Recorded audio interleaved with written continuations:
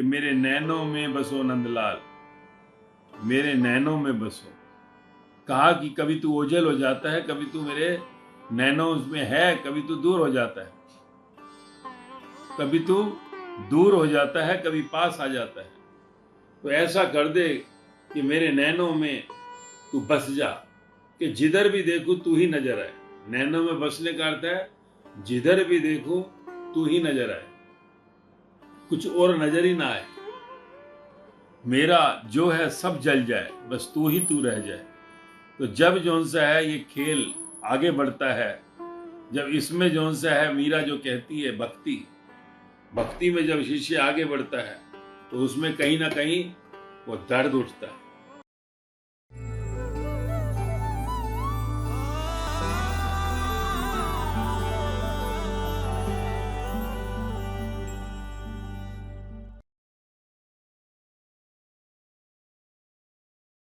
ओम कहेंगे।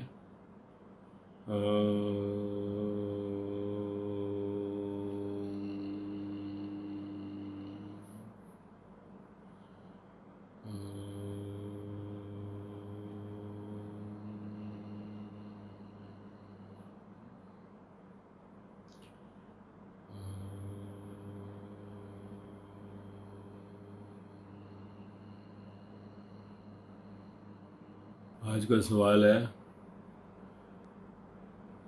मीरा ने कहा मेरे नैनों में बसो नंदलाल, मेरी आंखों की पुतलियों में बस आप रह जाओ। इस पर प्रकाश डालें कि शिष्य अपनी इस पीड़ा का क्या करे, कैसे साधे वो मालिक से दूर होने का दर्द को। मीराबाई का नाम आता है तो नाच, भक्ति, दर्द, मुस्कान, आंसू, कभी हंसी, ये सब प्रकट होता है। मीरा ने भगवान को नाच कर पाया। कैसे नाचा? मीरा नाची, मीरा नाची, पर जब नाची तो मीरा खो गई। मीरा खो गई तो फिर भगवान प्रकट हुए।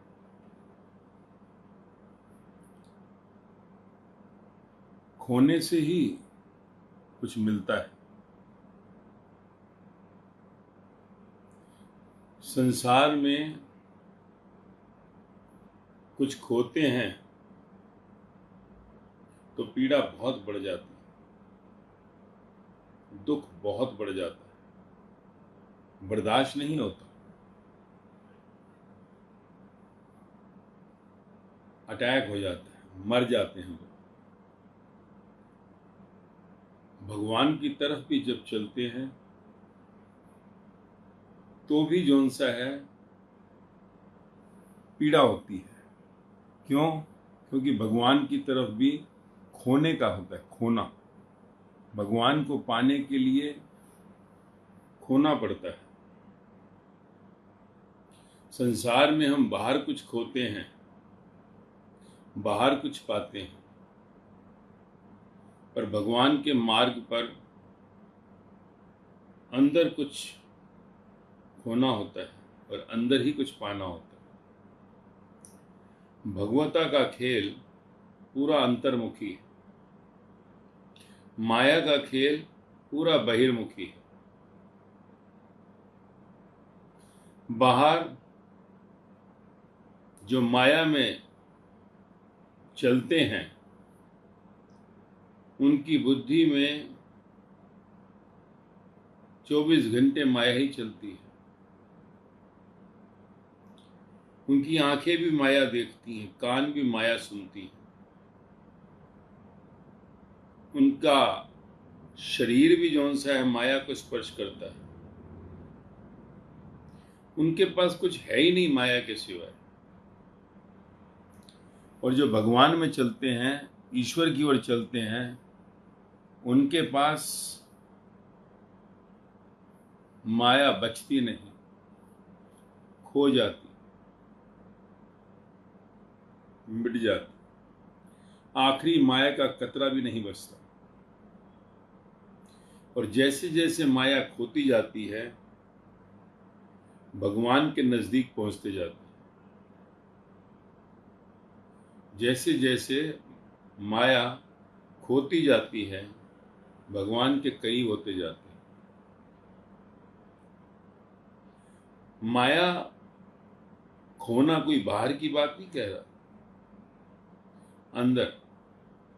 कि हम माया को अंदर ले जाते हैं, तभी तो हमारे भगवान हमसे ओझल हो गए। माया का स्थान बाहर है, पर हमने माया को अंदर बैठा दिया, जिसके कारण हमारे भगवान दूर हो गए। भगवान यानी तेरा परमपिता, परम मां।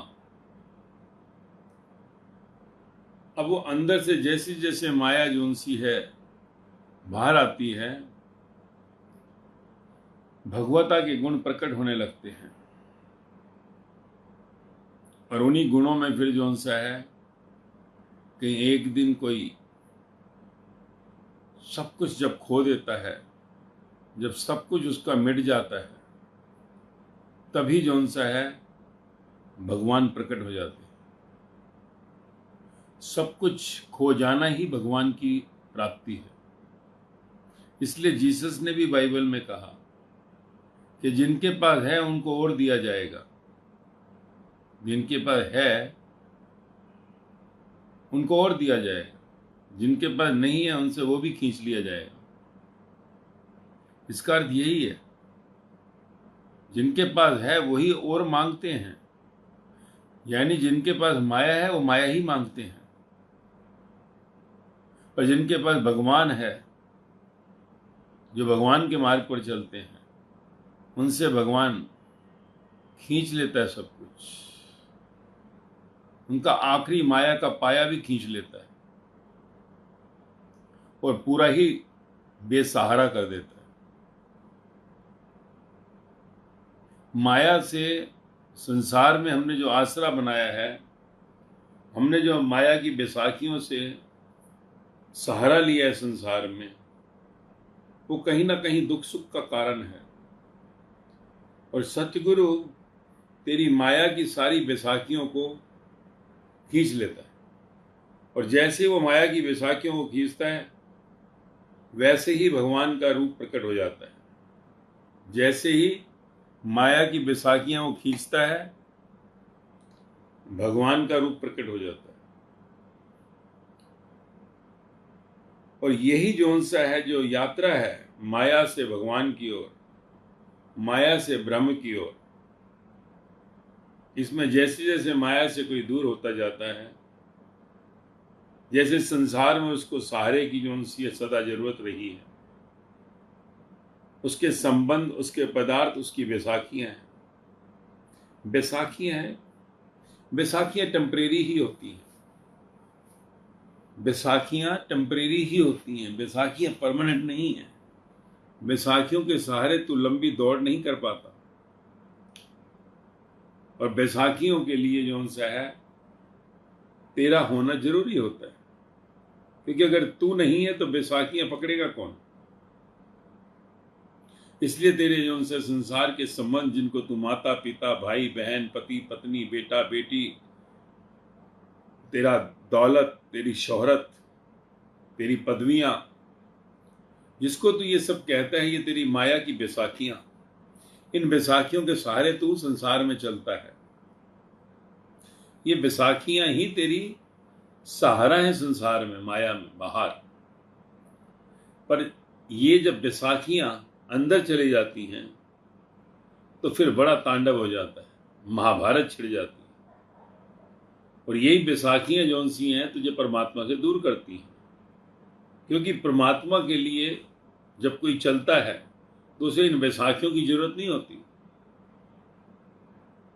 परमात्मा के पास पहुंचने के लिए तुझे बैसाखियां नहीं चाहिए, पर क्योंकि तू बैसाखियों का आदी है, इसलिए तू चाहता है कि परमात्मा तक भी मैं बैसाखियों के साथ चलूं, जो कभी हो नहीं पाता। और यही कारण है कितने कितने जन्म कोई जो सा है भगवान से दूर रह जाता है, क्योंकि ये सब बैसाखियां उसकी रुकावट बन जाती हैं। पर कभी कोई जो सा है भगवता के लिए, भगवान के लिए प्यासा हो जाता है, भूखा हो जाता है, तो फिर जो सा है वो अपनी बैसाखियों को फेंकना शुरू कर देता है, क्योंकि अंदर बैसाखियां जो है ये अलाउड नहीं है, ये तुझे जबरदस्ती अंदर डाल दी और यही तुझे भगवान से दूर किए हुए हैं। तो सत्य गुरु जो है वो तेरी बैसाखियों को ही सिर्फ बाहर फिकवाता है और तुझे पूरा बेसहारा कर देता है संसार से, माया से तुझे पूरा बेसहारा।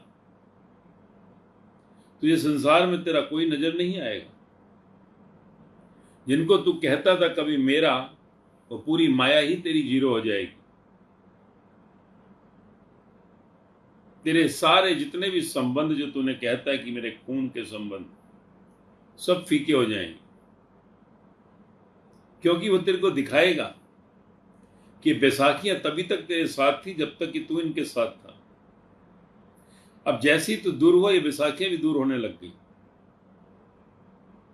इसका अर्थ है कि ये तेरे से कभी प्यार नहीं करती थी, दे नेवर लव्ड यू। और बैसाखियां प्यार करती भी नहीं, बैसाखियां बैसाखियां ही हैं। और जब तू जो सा है परमात्मा के, भगवान के मार्ग पर अंदर चलता है, तो तुझे भगवान, उस ईश्वर की बगिया की खुशबू आने लगती है और उसी खुशबू में फिर तू महकता है और उसी महक में कहीं तेरे अंदर इच्छाएं उभरती हैं। अब इच्छाएं कहां पूरी हों? आदत पुरानी है इच्छाओं की, संसार में माया में इच्छाओं से चला। इसलिए भगवता के जब देश में तू प्रवेश करता है, तब भी तेरी वही इच्छाओं की कहीं पर पीछा करती हैं, वो जो बैसाखियों से तेरी इच्छा थी। तेरे सारे संबंध जिनसे तू इच्छा करता था और वो तेरे से इच्छा करते थे, तो पुरानी जौन सी है तेरे अंदर फंसी हुई गांठें, वही गांठें कहीं तू भगवता के प्रदेश में जब चलता है तो वहां भी आने लगती हैं। परंतु भगवान के देश में गांठों का कोई काम नहीं, भगवान के देश में बैसाखियों की कोई जरूरत नहीं, क्योंकि भगवान जो इस सृष्टि का पूरा रचयिता है, वो अपने आप में इतना मजबूत है कि वो पूरी सृष्टि को अपने में समा सकता है।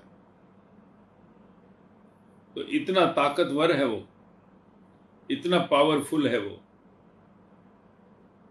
तो उसके पास जो सा है, जब तू जाने के लिए प्यास रखता है, भूख रखता है, तब तेरे अंदर से ये जो सा है संसार की इच्छाएं, जो तेरी पुरानी आदत है, वो उठने लगती है और उन्हीं इच्छाओं से तेरे को जो सा है वो भगवता, भगवान जो सा है तुझे कहीं दूर रखता है, दूर करता है। कभी वो हाँ करता है, कभी वो ना करता है। तेरी इच्छाओं को ऐसी तरोड़ मरोड़ कर एक दिन वो बाहर कर देता है, बाहर कर देता है। फिर जैसे कि मछली को पानी से निकालकर बाहर तट पे फेंक दिया, तो मछली की क्या हालत होती है? पहले वो मछली को पानी से निकालता है जाल से और अपनी नाव में डालता है, और नाव में जब डालता है तो मछलियां कम से कम अभी धीरे धीरे जो सा है, क्योंकि पानी से निकली हैं, तो इसलिए उनको तो अभी पानी अंदर है, चारों तरफ पानी का जो है एहसास होता है, चारों तरफ पानी है। अभी लगता है कि घर में ही है, कहीं घर में यानी पानी में किसी तट पर आ गई हैं और पानी ही है चारों तरफ। परंतु जैसे जैसे वो किनारे की तरफ लेके जाता है और किनारे पर ले जाकर उनको बाहर फेंकता है, जाल से निकालता है, तब वो बिल्कुल फबकती हैं, तड़पती हैं। और उसी तड़पन के बाद जो उनसे है, जब वो परमात्मा की तरफ यानी बाहर की देह से जब वो मरती हैं और आंतरिक जो उनकी आत्मा जब आगे यात्रा करती है, तब वो खुश होती हैं कि ये मृत्यु बढ़िया हुई, कितने सालों से इस पानी में पड़ी थी, क्योंकि आगे उनके लिए एक अच्छा सुनहरा अवसर। ऐसे ही जो उनसे जब कोई भक्ति के लिए, भक्त बनने के लिए बाहर की माया से भगवान की ओर चलता है, तो उसके अंदर भी जो उनसे वही तड़पन होती है। जब संसार रूपी जाल से जो उनसे है वो निकलकर बाहर अकेला पड़ जाता है, अकेला तट पर जब वो अकेला पड़ जाता है, तो जैसे कि तड़प, बिना जल के जैसे मछली का क्या हाल होता है। अब भक्त के लिए तो भगवान ही उसका जो उनसा जल है, भक्त के लिए भगवान ही उसका जल है, तो उस जल का प्यासा होता है, जल को जो उनसा है वो पाना चाहता है। पर जल कहीं ना कहीं अभी कहता है रुक, भगवान कहता है रुक, तेरे पिछले कर्मों का जलजला पूरा खत्म करना है। मछली तो कुछ नहीं कर सकती, मछली को तो 84 के चक्कर में जाना ही पड़ेगा, आगे की उसकी बची हुई सजाओं में। मछली को मुक्ति नहीं है, पर तू इंसान है, क्योंकि इंसान के चोले में ही भक्ति उजागर होती है। और किसी जीव को ये अवसर ही नहीं दिया गया परमात्मा के द्वारा, किसी को अवसर नहीं दिया, क्योंकि मछली भी कहीं मुक्त हो जाए, या कोई जानवर ही मुक्त हो जाए, या पंछी हो जाए, या कीड़ा मकोड़ा। पर एग्जाम्पल मछली का है। ये जीसस ने कहा कि जब कोई जौन सा है मछुआरा जाता है, जाल फेंकता है समुद्र में, वो मछलियां उसमें लेकर जब किनारे पर आता है, तो वो देखता है कई मछलियां बहुत फपक रही हैं, और वो जौन सा है सागर की तरफ जाना चाहती हैं, कूदती हुई निकलती हैं। तो फिर वो देखता है कि काम की नहीं है, तो वो जौन सा है मछुआरा, जो मछलियां शांत मोटी ताजी हैं उनको रखता है, बाकी को समुद्र में फेंक देता है। तो जीसस ने जो कहा वो एग्जाम्पल गुरु का दिया, सतगुरु। जीसस ने कहा कि सतगुरु भी ऐसे ही इस भवसागर के अंदर, इस संसार में उन मछलियों को जौन सा है जाल में डालता है, फिर उनको जौन सा है तट पे ले जाकर, जैसे वो फेंकता है जाल से, ऐसे वो भी जौन सा है लेकर आता है जाल में, और उस जाल में जब मछली आ जाती है उसको किनारे पर फेंक देता है। सतगुरु का भी वही काम है। वो भी जौन सा है कुछ मछलियां जो समुद्र में जाना चाहती हैं, भवसागर में ही जाना चाहती हैं, वो उनको जाने देता है, कहता जाओ। और बाकी जो मछलियां भोग बनना चाहती हैं भगवान का, जो सतगुरु के साथ चलना चाहती हैं अनंत धारा में, फिर वो उनको जौन सा किनारे पर फेंकता है, किनारे पर। क्यों? निरंकार है वो देश जहां पर जाना है, निरंकार। तो तेरी कहीं ना कहीं जो उनसा है वो शिक्षा, जो संसार में अहंकार की हुई, मैं की हुई, काम क्रोध लोभ मोह की हुई, वो सारी की सारी शिक्षा जो उनसी है, जो तेरे अंदर घर कर गई, वो इस सारी शिक्षा को अंदर से रिवर्ट करता है। तेरे अंदर जो चला गया पांचों, इन पांचों को बाहर करने के लिए वो तेरा ऑपरेशन करता है, वो तुझे किनारे पर फेंक देता है, ताकि तेरे अंदर से जो उनसा है ये 5 चोर बाहर निकल जाए। जैसे ही 5 चोर बाहर निकलते हैं, तेरे अंदर जो उनसा रोशनी आ जाती है, तेरे अंदर वो शक्ति पनपती है, जिसके संग जो उनसा फिर तू नाचता है, गाता है। और जब तू नाचता गाता है तो तेरे को कहीं ना कहीं जो उनसा है कभी सत्य की नजदीकियां दिखती हैं, कभी दूरियां दिखती हैं, कभी पास से पास दिखाई देता है, कभी दूर से दूर। कभी जो उनसा है ऐसी स्थिति में जब कभी मीराबाई पहुंची जब वो संत रविदास के साथ पूरी तरह से मिट रही थी, तो कहीं पर जो सा उसके अंदर जब गुरु दूर हट गया, गुरु दूर हो गया, क्योंकि सदा एक जगह पर रहना नहीं हो पाता। जब तक कि प्रारब्ध की गांठें बंधी हुई हैं, क्योंकि प्रारब्ध तो सब अपनी अपनी लेके आए हैं। जब तक निराकार से जो उनसे बाटर नहीं हो जाता, जब तक तो विरक्त नहीं हो जाता परमात्मा के द्वारा, तब तक परमात्मा जो उनसा है वो निराकार स्वरूप भक्त को, सत्य शिष्य को सतगुरु के साथ मिलने नहीं देता है, एक नहीं होने देता। क्योंकि जीरो जीरो में समा सकती है, एक जीरो में कैसे समाएगा। इसलिए उसको जो है कहीं ना कहीं वो निराकार स्वरूप जो उनसा है भगवता का, वो पूरा का पूरा परीक्षाओं में डालता है, काटता है, मारता है, जलाता है, अगर उसके अंदर कहीं पर मिलने की इच्छा है, अंदर साथ अनंत चलने की इच्छा है। बाकी जिनको है ही नहीं, उनको तो वापिस सागर में छोड़ देता है कि ठीक है सिर ठंडा करो। पर जब कोई शिष्य, कोई भक्त आगे बढ़ना चाहता है, तो उसको जो है सतगुरु कहीं ना कहीं परीक्षाओं में किनारों पर फेंकता है, ताकि उसके अहंकार को जलाया जा सके, उसकी काम क्रोध लोभ मोह की सब इंद्रियों को जो है कहीं मिटाया जा सके, ताकि उसके हाथ में वो नियंत्रण आ जाए। तो ये मनन कहीं ना कहीं अंदर जो विचार हैं, वो विचार से विचार टकराते हैं, अज्ञान से ज्ञान टकराता है, वासना से साधना टकराती है, तो कहीं पर फिर एक दिन साध्य प्रकट हो जाता है, भगवान प्रकट हो जाता है और भक्त उसी में समा जाता है। जैसे मीरा समा गई अपने सतगुरु में, ऐसे ही जो उनसा है जब कभी वो किनारे पर होती है, तड़पती है मीरा और गुरु से दूर होती है, तब मीरा ने कहीं कहा, वो दर्द में विरह के पलों में जो ये लाइनें हैं कि मेरे नैनों में बसो नंदलाल, मेरे नैनों में बसो। कहा कि कभी तू ओझल हो जाता है, कभी तू मेरे नैनों में है, कभी तू दूर हो जाता है, कभी तू दूर हो जाता है, कभी पास आ जाता है। तो ऐसा कर दे कि मेरे नैनों में तू बस जा, कि जिधर भी देखूं तू ही नजर आए। नैनों में बसने का अर्थ है जिधर भी देखूं तू ही नजर आए, कुछ और नजर ही ना आए, मेरा जो है सब जल जाए, बस तू ही तू रह जाए।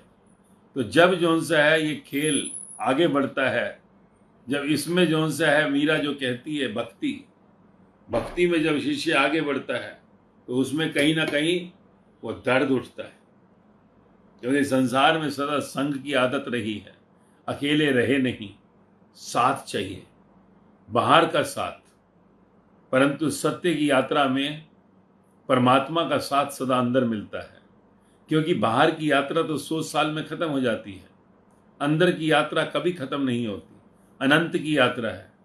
तो सत्य गुरु जो उनसा है अनंत की यात्रा में अंदर भेजता है। द्वार जो है शरीर कहा द्वार, उस द्वार के अंदर प्रवेश करवाता है और अपने में मिलाकर एक करता है, और उसके लिए यात्रा चलती है। अगर अंदर जो सा है कहीं पर कोई शिकायत उठती है, अंदर कोई कमियां दिखती हैं कि गुरु में ये कमियां हैं, तो वो सारी चीजें जो सा कहीं ना कहीं वो मिटाता है। उसको प्रेम से जो सा है, कभी दुलार से, कभी प्यार से, कभी फटकार से, कभी मार से आगे आगे करता है, ताकि एक बार मिलकर एक हो जाए, एक बार एक हो जाए। जब वो एक हो जाता है तभी वो जान पाता है कि क्या मिला है मुझे। पर तब तक ये उदासी बनी रहती है, तब तक उदासी बनी रहती है, क्योंकि कुछ और दिखाई देने लगता है। जब कुछ और दिखाई देने लगता है तो अच्छा नहीं लगता, पीड़ा आती है, कष्ट आता है, अंदर विचार उठते हैं। तो इसलिए कहा कि मेरे नैनों में बसो नंदलाल। नंदलाल यानी वो जिसको सत्य गुरु कहा। कोई भी जौन सा है जब सत्य में लीन होता है तो उसका नंदलाल कहा ना, जो पहले होते हैं शुरुआत, जहाँ से शुरुआत होती है। तो ये प्रेम कहानी नंदलाल से शुरू हुई, कृष्ण से शुरू हुई, इसलिए हमने प्रेम में कृष्ण को ही आगे रखा। तो जो भी जो सा है सत शिष्य जब सत गुरु की ओर चलते हैं, जब विसर्जन के लिए चलते हैं, तो वो उन्हीं के लिए नंदलाल हो जाता है, क्योंकि ये अंतर्मुखी संबंध है, ये बाहर संसार का नहीं है। संसार का संबंध वासनाओं का संबंध है, शरीर का संबंध कामनाओं और वासनाओं से घिरा है, पर अंदर की यात्रा भगवान की ओर यात्रा साधना की है। साधना यानी वही ऊर्जा जो बाहर वासना बनकर जाती है, वही ऊर्जा अंदर साधना बनकर आती है। वही ऊर्जा है जो बाहर ले जाती है, वही ऊर्जा है तुझे अंदर ले जाती है। जैसी बाहर की ऊर्जा जो सी अंदर मुड़ जाती है, तो वैसे ही यात्रा जो सी आगे आगे बढ़ने लगती है। और एक दिन जब वासना और कामना बाहर संसार से जीरो हो जाती है, अंदर जो साधना साध्य से पूरी हो जाती है, साध्य से सदगुरु से मिलकर एक हो जाती है, फिर कुछ बचता ही नहीं, एक ही हो गए। पर जब तक एक नहीं हुए तब तक कष्ट होता है, पीड़ा होती है सशिष्य को। इसलिए वो कहता है मेरे नैनों में बस जाओ, ताकि जिधर देखूं बस तेरा ही पसारा हो, कुछ और दिखाई ना दे, बस तू ही तू, तू ही तू, तू ही तू। तो ये स्थिति जो सी है जब आती है, तो कहीं ना कहीं दर्द होता है, क्योंकि जब मिलन नहीं होता, जब बात नहीं हो पाती, पहुंच नहीं पाते नजदीक, तो दर्द होता है। क्योंकि जगत तो पहले ही मर चुका, जगत मर चुका, कुछ बचा नहीं संसार में। तो अब एक तू और तेरा सहारा भी नहीं मिल रहा, तो फिर जीवन का जौन सा जैसे पूरा का पूरा बांध टूट जाता है। और बांध जौन सा कहीं ना कहीं कभी आंसू से बहता है, कभी जौन सा है अंदर एक उदासी सी छा जाती है, और उसी उदासी और आंसुओं में कहीं अंदर जौन सा है वो प्रीत का, भक्ति का जौन सा है पूरा वृक्ष तैयार होता है। उस भक्ति के वृक्ष में ही भगवान के फल लगते हैं। बस चलते रहना होता है, अंदर शिकायत ना उठे, शिकायत प्रेम की, शिकायत अंदर से ना हो। उदासी आए परंतु कोई शिकायत ना उठे, तो वो जो उदासी और जो अंदर की पूरी स्थिति है वो फिर उन्नत होती रहती है, भगवान की तरफ बढ़ती चली जाती है।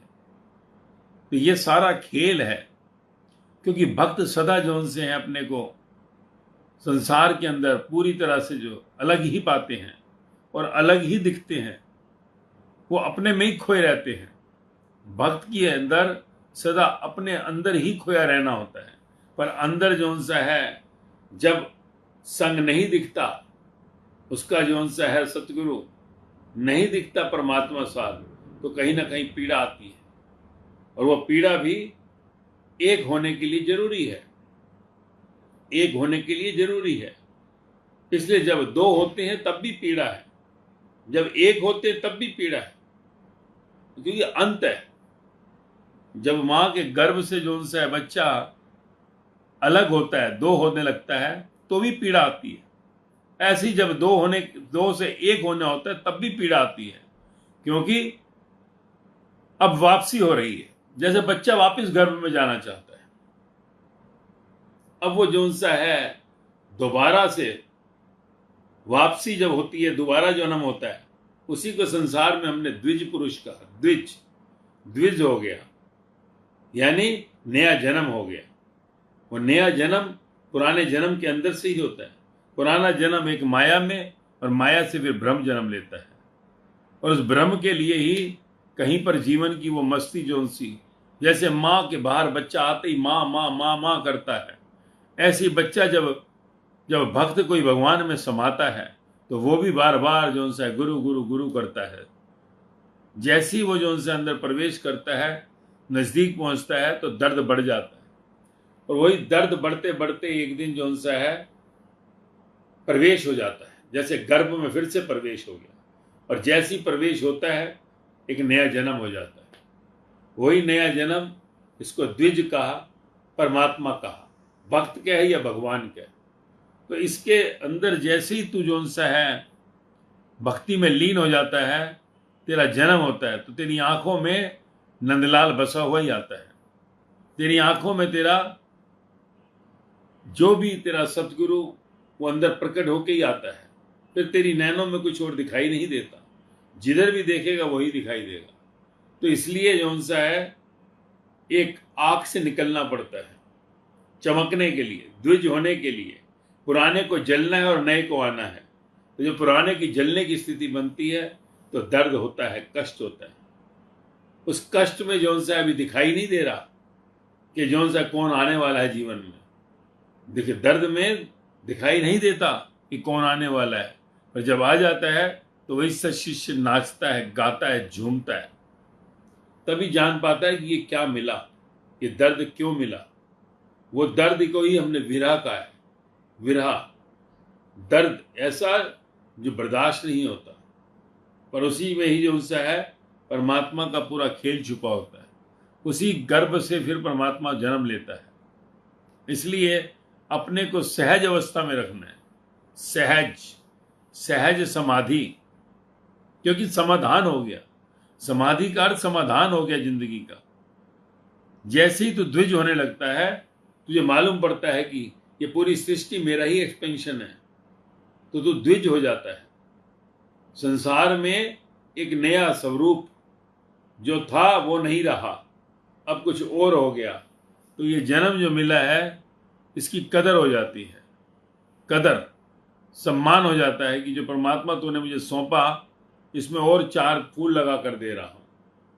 मनुष्य जन्म न मिले बारंबार, इस जन्म की कदर करो, भक्ति को पा, भक्ति को अंदर ला, भगवान को प्रकट करो, क्योंकि भक्ति के बीज में ही परमात्मा फूटता है।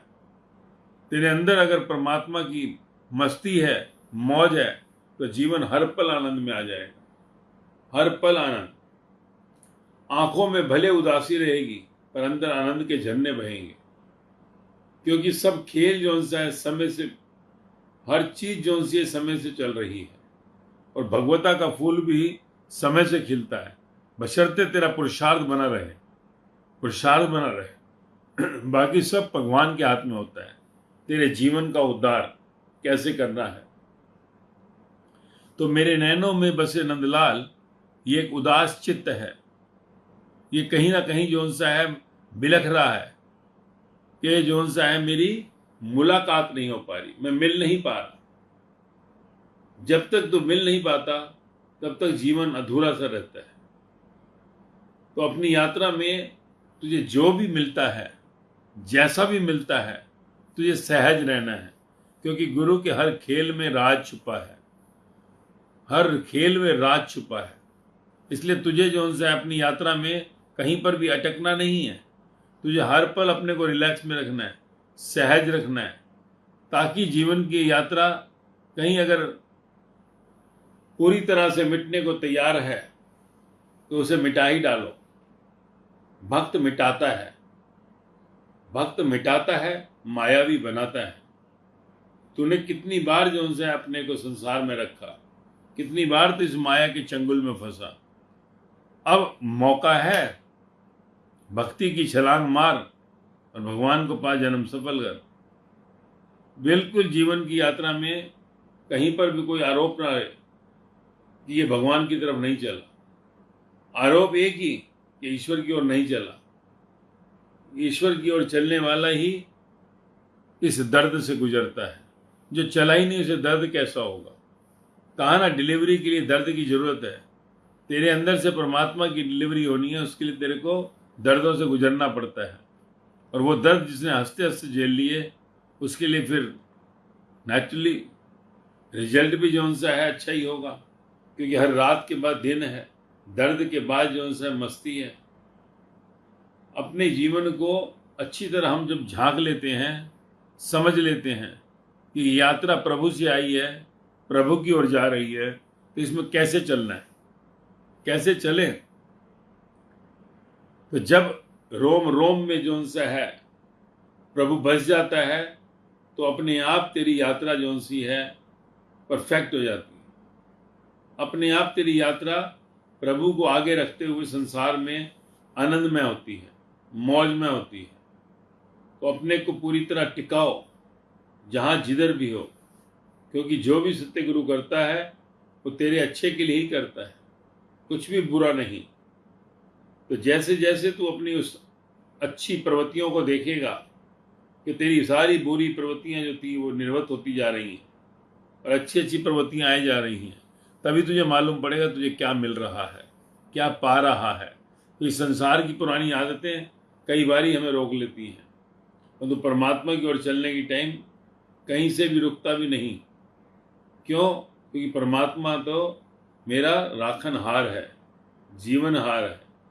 तो जन्म जो मिला है इसकी अच्छी तरह से हम एनालाइजिंग करें कि ये जीवन मिला क्यों है और इसमें जो सा है क्यों संसार इतना दिखाई दे रहा है, क्यों दिखाई दे रहा है, क्यों नहीं परमात्मा ही इन आंखों से हमेशा दिखता। अगर परमात्मा दिखता है तो कहीं ना कहीं समय से रहते हुए सहज में विसर्जन करना है, सहज में अटकना नहीं है, बिल्कुल सहज। क्योंकि भगवान मिलता ही सहज में समाधिस्थ होता है, सहज में ही समाधान बताता है। जब तू दुखी होता है तो वो जो सा है दूर हट जाता है। दुख हो परंतु दुख में आसक्ति नहीं। इसलिए भगवान ने, परमेश्वर ने तेरी यात्रा में कहीं पर भी जो किसी तरह का अवरोध नहीं लगाया, बस इतना ही किया कि तू तरसे, तू प्यासा बन उस प्रभु को पाने के लिए। जीवन की इस यात्रा को जैसे जैसे हम समझते जाते हैं हमें मौज भी बढ़ती जाती है। और एक बार तेरा अंदर घटना घट गई, वैसे ही तू देखेगा कि कण कण में उसी का ही वासा है, कण कण में वही दिखाई देता है, कुछ और है ही नहीं फिर। और अगर कहीं पर भी मैं आ गई तो फिर ये दर्द जो सा है पूरा का पूरा जो है गड़बड़ कर देता है, मिटा देता है तेरी भक्ति को। इसलिए दर्द में जो दवा आती है उसको साथ साथ ले।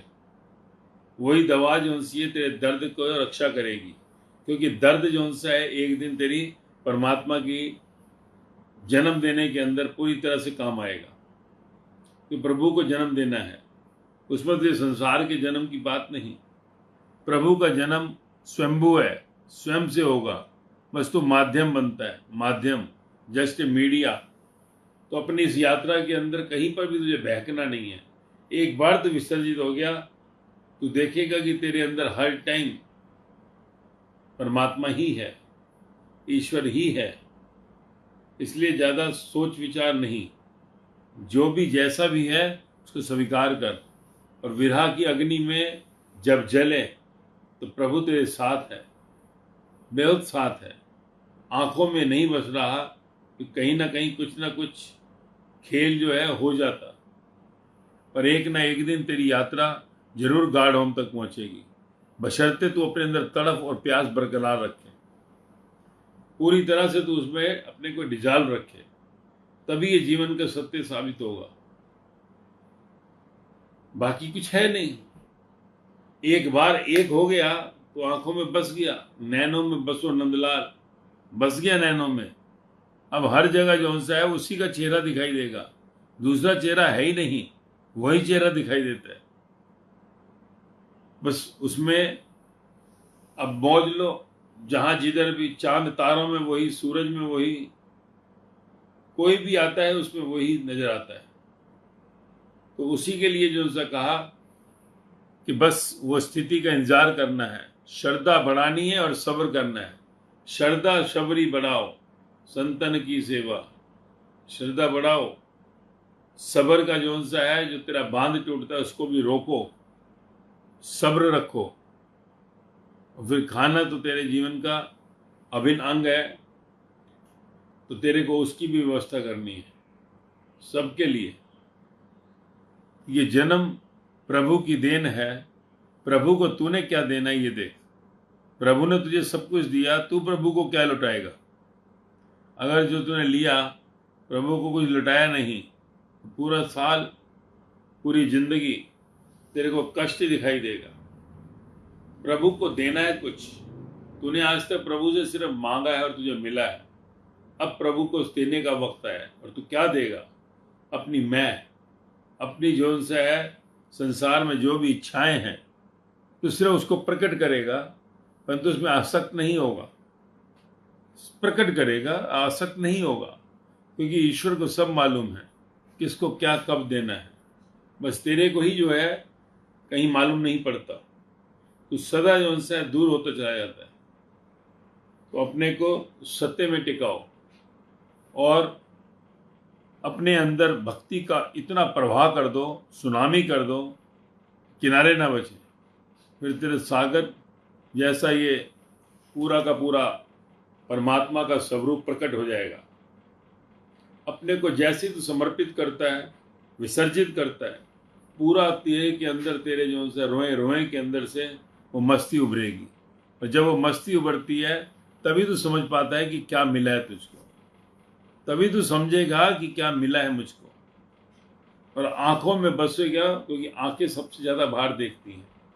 आंखों में जब हर जगह ही नंदलाल दिखाई देगा, हर जगह वो प्रभु ही दिखाई देगा, हर जगह सतगुरु ही दिखाई देगा, तो जीवन अपने आप मस्त मौला हो जाता है। और उसी मस्ती में झूमते झूमते एक दिन तो इस शरीर के पार उस ब्रह्म, उस पार ब्रह्म में मिलकर एक हो जाता है। तो जीवन की यात्रा तेरे को अच्छी तरह से समझनी है, क्योंकि ये तेरे लिए एक नया सब्जेक्ट है। संसार का सब्जेक्ट तो तूने खूब पढ़ा, सब पढ़े हैं, और ये सब्जेक्ट इंडिविजुअली है, जिसमें तेरे को मालूम पड़ता है कि जीवन के अंदर तूने क्या अभी तक गंवाया है। तूने जीवन ही गंवाया है, और जितना जल्दी जो उनसे तू अपने को मिलकर एक कर दे वही बेहतर होगा, वही तेरे जीवन का लक्ष्य होना चाहिए। क्योंकि मनुष्य जन्म न मिले बारंबार, बस चलते रहो, मौज में रहना है, किसी भी हाल में डगमगाना नहीं है, क्योंकि रिलैक्स ही तेरा गुण है।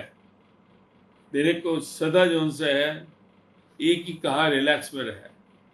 चाहे फिर किसी भी हालात के अंदर तू गुजर रहा है, जो भी परिस्थितियों से तू गुजर रहा है, तो अपने को पूरी तरह से टिकाओ सत्य में।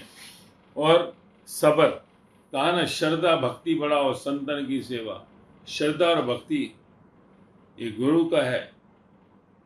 श्रद्धा और भक्ति गुरु के प्रति जब बढ़ जाती है, सुनामी आ जाती है, तो सब्र जरूरी है। और सब्र भी हो गया तो फिर तू उसमें समा गया और वो तुझ में समा गया, तो जीवन अपने आप परम जीवन से मिल जाता है। और परम जीवन से जैसे ही यात्रा पूरी होती है तभी तेरा जन्म सफल हो जाता है। इसलिए विरह की अग्नि में जलो, परंतु अटेंशन, उस जलने में ही चमक है, उस रोने में ही जो उनसे आंसू में मोती हैं, जो कोहिनूर हैं। तो तुम अपनी यात्रा को सहज भाव में, रिलैक्स में चलाओ। गुरु के संग है, कहीं पर भी कोई भ्रम नहीं करना है, क्योंकि भ्रम तेरी बाह कभी भी थामेगा। बस एक बार अपने अंदर यात्रा को उस अनंत धारा तक लाने के लिए अंत तक ले जाओ, जहाँ तेरे को जो सा है कुछ और दिखाई ना दे सिवाय उस सत्य गुरु के। जैसे ही तेरा परमात्मा से, सतगुरु से मिलन होगा, तेरा ये जन्म सफल होगा। ओम।